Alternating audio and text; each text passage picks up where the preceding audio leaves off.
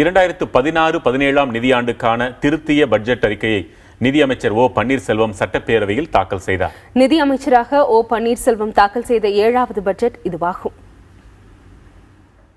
சட்டப்பேரவையில் காலை 11 மணிக்கு நிதியமைச்சர் ஓ பன்னீர்செல்வம் தொடங்கிய பட்ஜெட் உரை 2.5 மணி நேரம் நீடித்தது.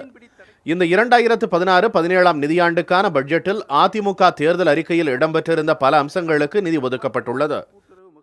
மாநிலத்தில் அமைதி, வளம், வளர்ச்சி என்ற குறிக்கோள்களை அடையவும் தொலைநோக்கு திட்டம் 2023 ஆவணத்தில் வகுக்கப்பட்ட இலக்குகளை அடையவும் மாநில அளவில் 5 இயக்கங்களையும் வளர்ச்சிக்கான 11 சிறப்பு நோக்கு பெரும் திட்டங்களையும் மாண்புமிகு அம்மா அவர்களது அரசு வடிவமைத்துள்ளது.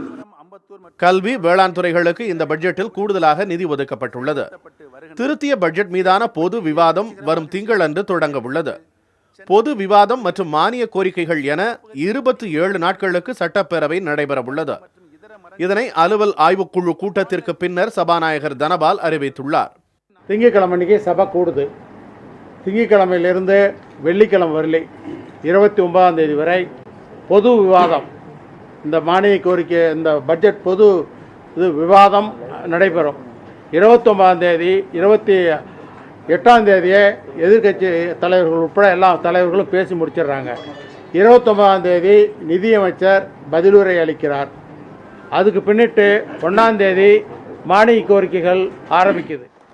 பட்ஜெட் மீதான பொது விவாதம் நிறைவடைந்த பிறகு ஆகஸ்ட் 1ஆம் தேதி முதல் செப்டம்பர் 2ஆம் தேதி வரை மானிய கோரிக்கைகள் மீது விவாதம் நடைபெற உள்ளது.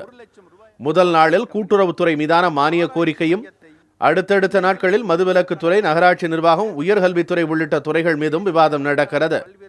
செப்டம்பர் 1ஆம் தேதி காவல்துறை மீதான மானிய கோரிக்கையும், இறுதி நாளான 2ஆம் தேதி பொதுத்துறை மீதான விவாதமும் நடைபெறும் என சட்டப்பேரவை செயலாளர் ஜமாலுதீன் தெரிவித்துள்ளார். 2016-17 ஆண்டுக்கான திருத்திய பட்ஜெட் இன்று தாக்கல் செய்யப்பட்டுள்ளது. எதிர்பார்த்தது போலவே வரி இல்லாத பட்ஜெட்டை தான் நிதித்துறை தயாரித்துள்ளது. கவர்ச்சிகரமான திட்டங்கள் இந்த பட்ஜெட்டில் இடம்பெறாவிட்டாலும் கல்வி, சுகாதாரம், தொழில் வளர்ச்சி உள்ளிட்ட பல்வேறு துறைகளுக்கான நிதி ஒதுக்கீடு என்பது வழக்கத்தை விட சற்று அதிகமாகவே காணப்படுகிறது. புதிய தலைமுறைக்காக ஒளிப்பதிவாளர் மதனுடன் ஸ்டாலின்.